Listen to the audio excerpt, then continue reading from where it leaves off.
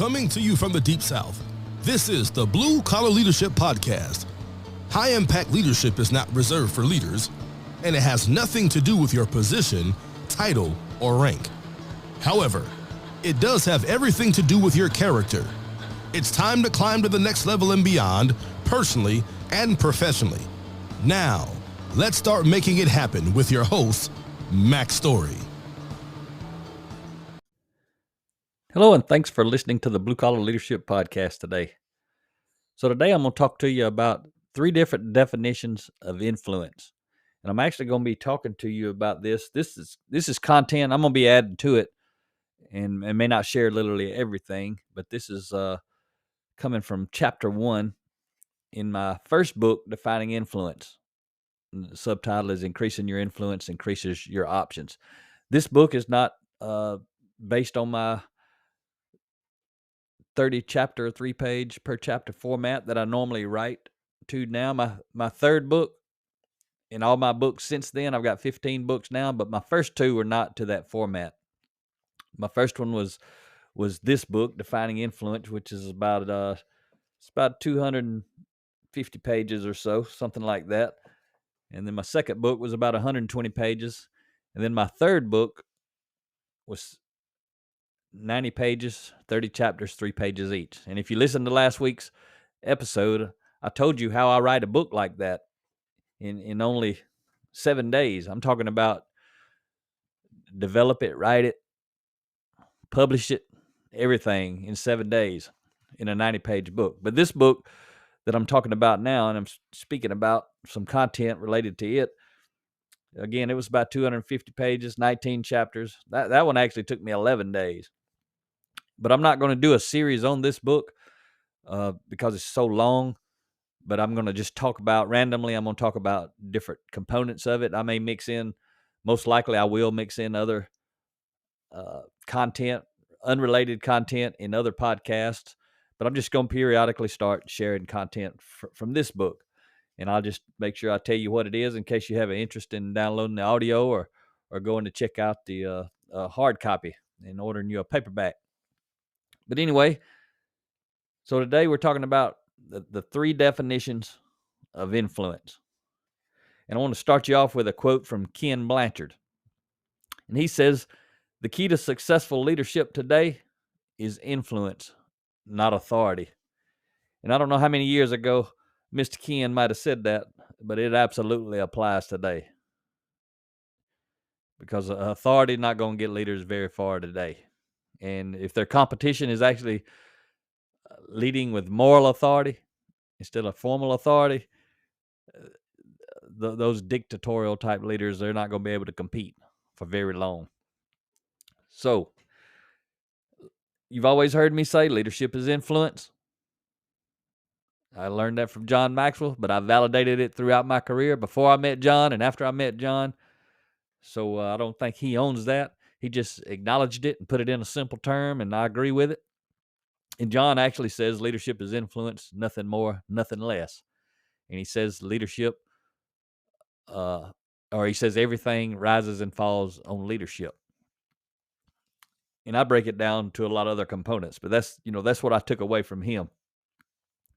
But today I want to talk with you about Merriam-Webster's dictionary, the definition of influence. And when I looked that up and I did the research to write my book, Defining Influence, I didn't have to do much research, but I did do this research to see what the actual dictionary definition of influence was to put in my book. So Merriam-Webster says this. They had 3 different definitions of influence in there when I looked this up. And this is what they said. The first one was the power to change or affect someone or something. The second one was the power to cause changes without directly forcing them to happen. And the third one was a person or thing that affects someone or something in an important way. So I'm going to talk about these 3 different definitions, which I wrote about in the book, and then break it down a little bit more. And again, I'm going to be referencing my book for some of this content, but I'm also going to be adding to it. So everything I say is absolutely not direct word for word from the book, and I'm going to say some stuff that's not in the book. So again, if you want to dive into this, it's the book I wish everyone would read out of the books I've written. Unfortunately, a lot of people won't read this book because they think it's too big or whatever, but this one has a lot of fundamental, foundational, core content for learning about personal growth and leadership development. I share a lot of personal stories, bad parenting stories where I got it wrong with my son, and a lot of my personal stories where I got it wrong throughout life. And I'll share some of those with you as I go through this. Again, I'm not doing a series, so it's not going to be every podcast, not going to be about this book. So it's not going to be like a normal series. I'll just let you know when it's coming from this book. But I will tell you, about 5 years ago, I did a little intro podcast on this book. We were out, actually, and it was in August of 2018. Rhea and I were out speaking to the U.S. Navy. We did 10 half-day workshops in a week. 2 of those workshops on one day were 2 4-hour workshops on this book. But anyway, every day that I was there, when we'd get done, I just kind of did a little intro, about a 10-minute podcast or whatever, to whatever book we were speaking to the Navy about out there at Naval Base San Diego. So if you want to go check out episode 35, you'll see a little intro to this book. And just to recap, in case you don't check out episode 35, this book is basically written to answer 5 questions. And I'll tell you those real quick. The first one is, why do we influence? The second one is, how do we influence? The third one is, where do we influence? The fourth question, who do we influence? And the fifth question, when do we influence? So I kind of break those down and talk to you a little bit about those questions in episode 35. So if you want to dive a little deeper into those questions, you'll check out episode 35. And that's what this entire book is based on. The sections are broken down to support each one of those questions. And the first 3 questions are weighted a little more heavily than the last 2. But then also at the end of the book, I share three chapters, and I'll just tell you what those chapters are right now. A lot of people like to read those first. In the book, I even mentioned to you, if you want to hear about my story before you read a lot about what I learned and how I applied it, go back to those chapter 16, 17, and 18, where I talk about kind of my story more than just lessons. So chapter 16 was creating the life I want. When I became intentional, things changed is the subtitle. Chapter 17 is discovering my passion. The subtitle is my lean manufacturing journey. And chapter 18 is discovering my purpose. The subtitle is the start of my leadership journey. So it'll be a while probably before I get to those. I don't know if I'll necessarily, pick and choose things out of this book in order, but I just wanted to share with you in case you want to get this book and dive into it. You will get a lot of learning out of this book. And again, it's on audio as well, but it's a thicker book. But let's talk about these 3 definitions. What we're actually here to talk about today. Let's look at all 3 of them and break them down a little bit. So that first definition from Merriam-Webster was the power to change or affect someone or something. So this definition is very general in context and covers all influence. I mean, think about it. The power to change or affect someone or something. You can influence with or without a position of formal authority. So whether you have formal authority or whether you don't, you have the power to change or affect someone or something. Everybody does. But formal authority is granted to you by others of higher authority. That's how you get formal authority. Someone or someone else gives it to you because they're the boss, or they're the business owner, or someone's elected them to lead something, like in government. And again, that could be county government, state government, federal government, city government, those sort of things. All that's formal authority. But your title, position, rank, etc., determine how much power you have over others through force or control, which is at best a very low level of influence. So that's what you got to think about. When you talk about formal authority, you're talking about power over other people.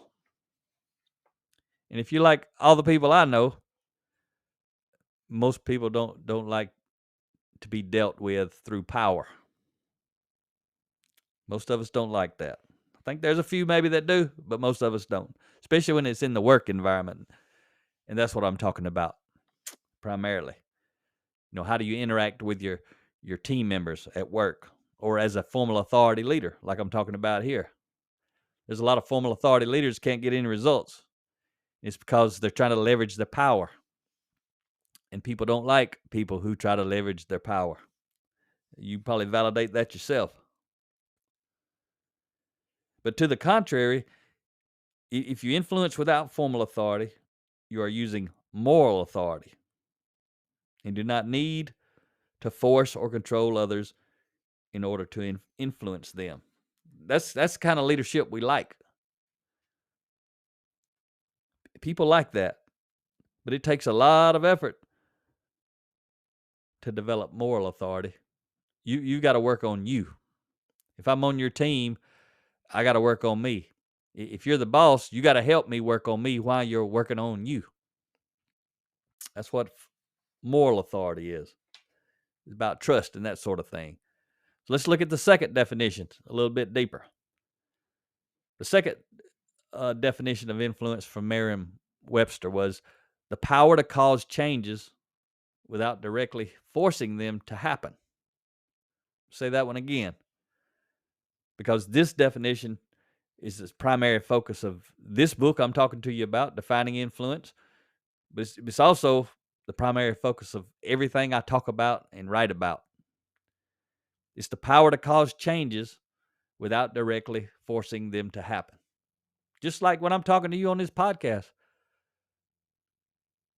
I'm trying to cause change without directly forcing it to happen. I can't force change on you.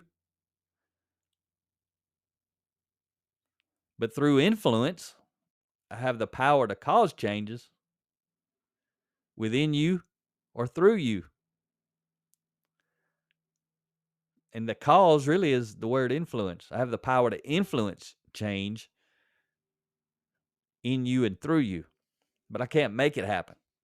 And it may not happen. But that's what that second definition is talking about. In this context, you establish moral authority by adhering to self-evident principles applicable to all people, and you choose not to use formal authority, although you may have it. And if you do have formal authority and you choose to set it aside and lead or influence from a position of moral authority, you can gain tons of influence that someone without a position or title don't have, because someone without it, they don't have it. So they have to lead with moral authority if they're going to lead at a high level, or either they don't get to lead. But when you have someone with formal authority, position, title, rank, and all that sort of stuff, and they choose to set it aside and to lead you with moral authority, they can gain a higher level of trust and respect from you because they are actually setting it aside and they don't have to. Someone who doesn't have that position to set aside, they can't gain that extra little piece of trust. They can't leverage setting it aside because they don't have it to set aside.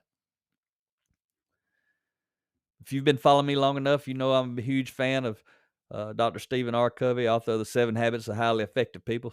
That's the book that changed my life. And it's a big, thick book, make your head hurt when you read it. But there's some golden nuggets in there if you can suffer through it. And but I teach them throughout all my books. I make it easier to understand those principles. I make them simple, and I write it in, I give them to you in little golden nuggets so you can process it easily without having to go read that big, thick book that's going to make your head hurt. But if you're up for the challenge, I highly encourage you to do it. But he described moral authority this way. He says, moral authority is the gaining of influence through following principles.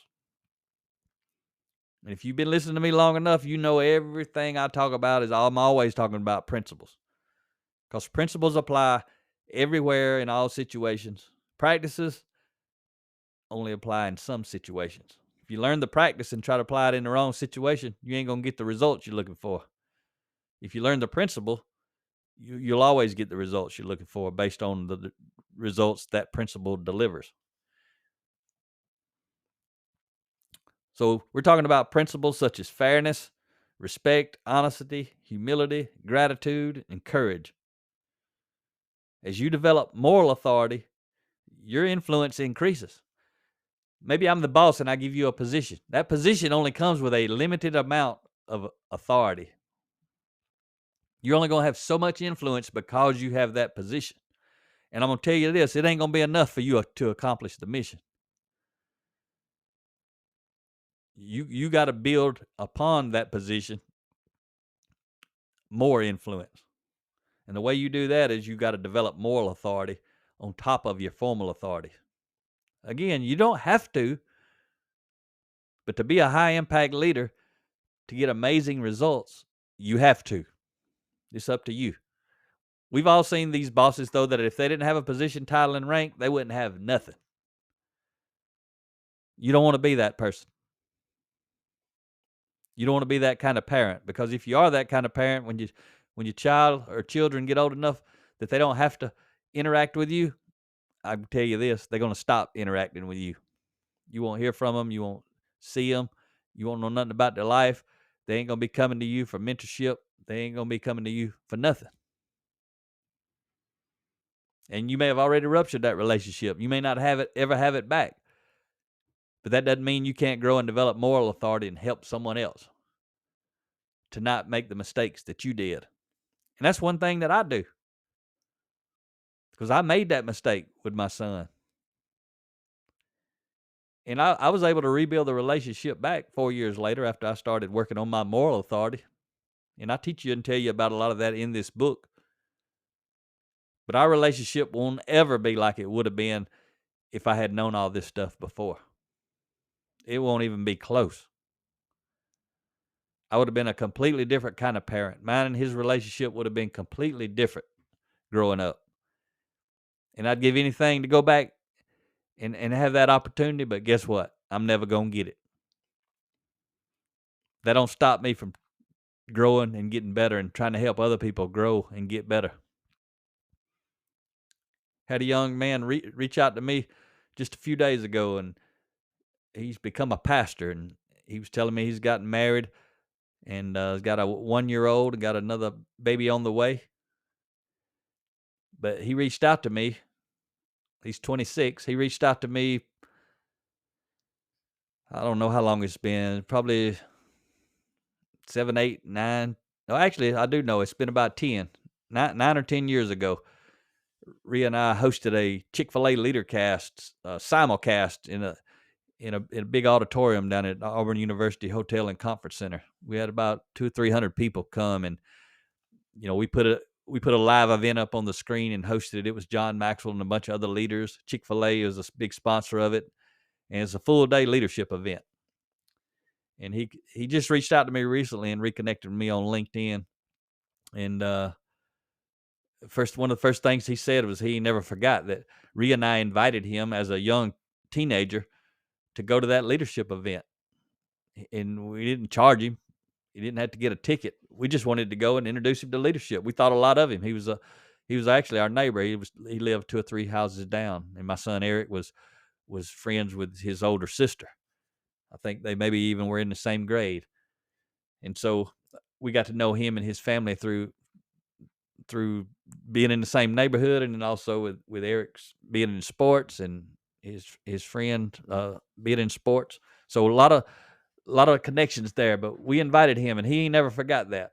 So he reached out through LinkedIn, connected with me. He's recently become a pastor up in Tennessee. And I talked to him the other day for about an hour and a half. But it wasn't because I had a power or position of authority over him.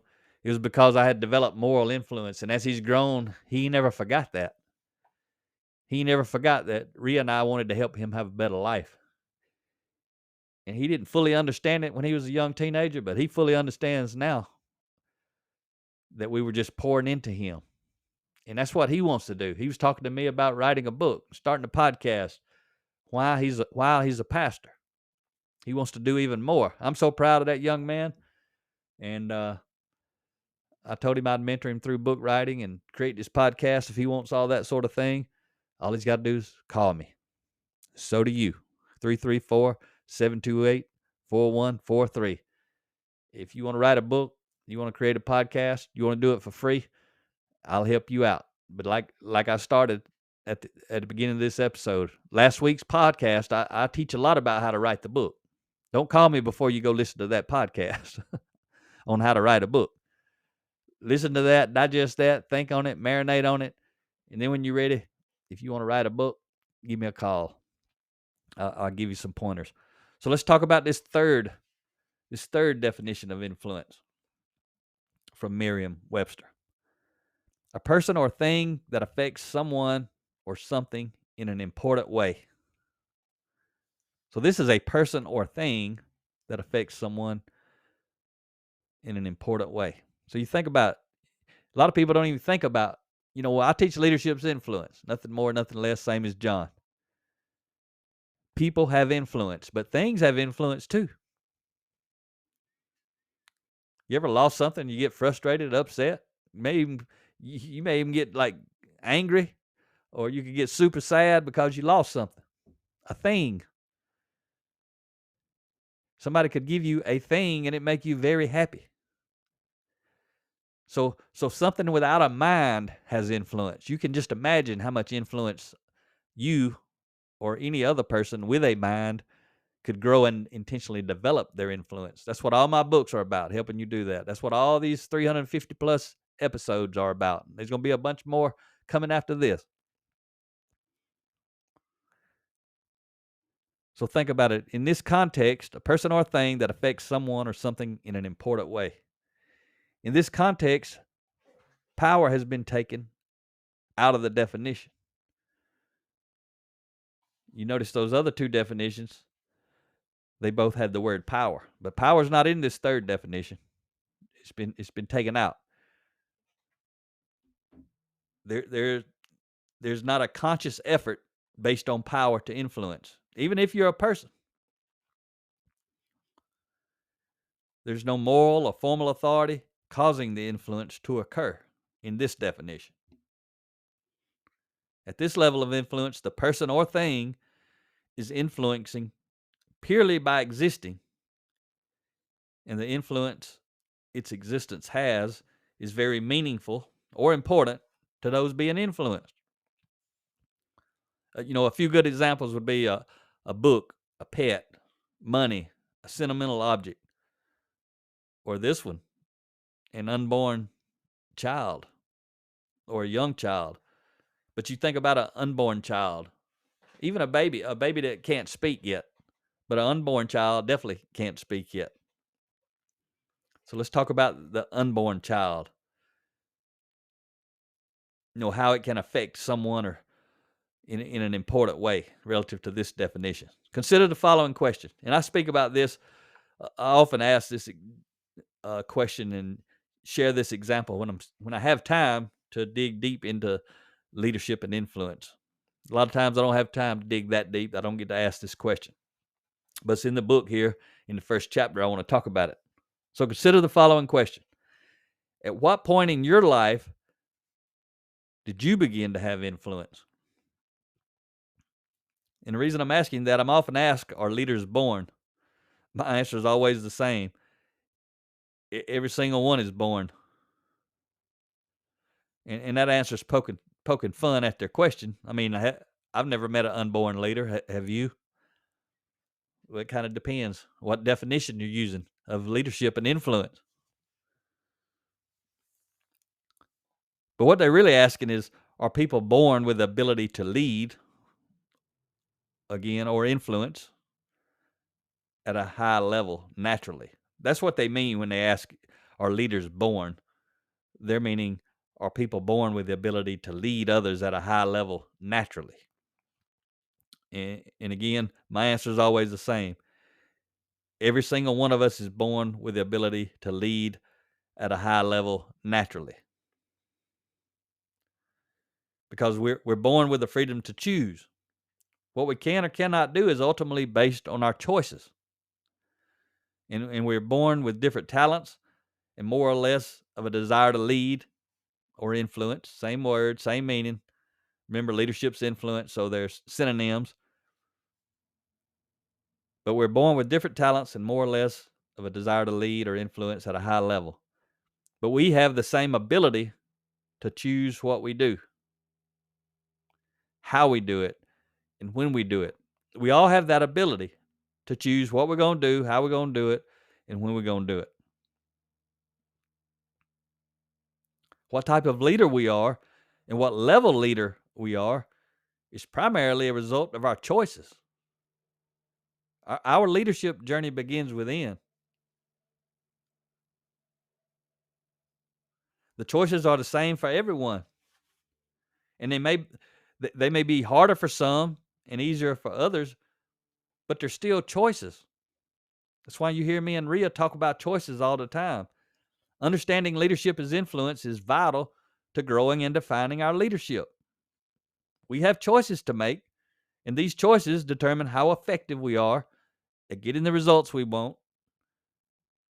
And our choices determine whether we will or won't lead at a high level. That's why I say everybody's born with the ability to lead at a high level naturally. That's because they're naturally born with the ability to make choices. Doesn't mean they're going to do it, but they have the ability to do it. So if leadership in its most basic generic form is simply influence, when does our influence begin? And here are a few common answers when I ask that question in audiences. They'll say, when we meet someone. That's true. You have influence when you meet someone. When we start talking, whenever we start talking and there's people listening, we have influence. When we start a new job, we're interacting with other people, we have influence. When we finish college, some people will say, because we got a degree, we have more influence to get different jobs, and people think we know more stuff. Those are a lot of the common answers I get. But could it have been earlier? Is what I always ask next. And when people begin to think deeply about influence, they quickly consider it's that their influence starts early in their lives. Most people could trace influence back to when they were born. But ask yourself this: could it have been earlier? Thinking about this third definition. Could it have been earlier? If you have children, it's easy to help you understand when your influence begins by asking, when did your children begin to influence you? That's what I always ask next. And most people with children instantly reply, as soon as we found out we were going to have a child. And if it's a mom speaking, she says, as soon as I found out I was pregnant, that child started to influence my decision and my thinking. If it's a dad, he always says, as soon as I found out I was going to be a father. So isn't that interesting? You were influencing others before you were born and without any conscious effort. Your very existence in your mother's womb influenced the thoughts, emotions, actions, and choices of others. And in this book, that's why this is chapter 1. I start you out knowing you have influence just because you are here. Even when you were in the womb, you were not aware of it, but you had influence. Your parents started making decisions simply because you existed.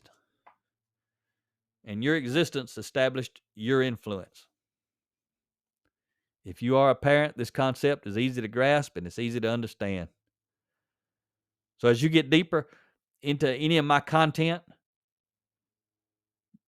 don't lose track of how much influence you have with others when they care about you. If you read my content, if you listen to these podcasts, you know the people that care about you, you have a lot of influence with them. The more people care about you, the more influence you're going to have. Doesn't matter if they are your children, your neighbors, your coworkers, teammates, or your boss. Doesn't make any difference. The most important question to ask when it comes to influence others is, do they feel I sincerely care about them? People care about you more if they feel you truly care about them. Theodore Roosevelt had this quote, famous quote. He says, "No one cares how much you know until they know how much you care." So I hope you enjoyed this short lesson on these 3 definitions of influence. Encourage you to go out and buy my book, Defining Influence. Increasing your influence increases your options. Talk to you next time. Make it happen or someone else will. It might as well be you. Are you serious about taking your career and your life to the next level and beyond? Check out Mac Story's Blue Collar Leadership series books and others, now available on audio, along with paperback and ebooks at Amazon, iTunes, and Audible. Please visit bluecollarleadership.com to learn about Mac's books, programs, special offers, certifications, and more. Thank you for listening to the Blue Collar Leadership Podcast.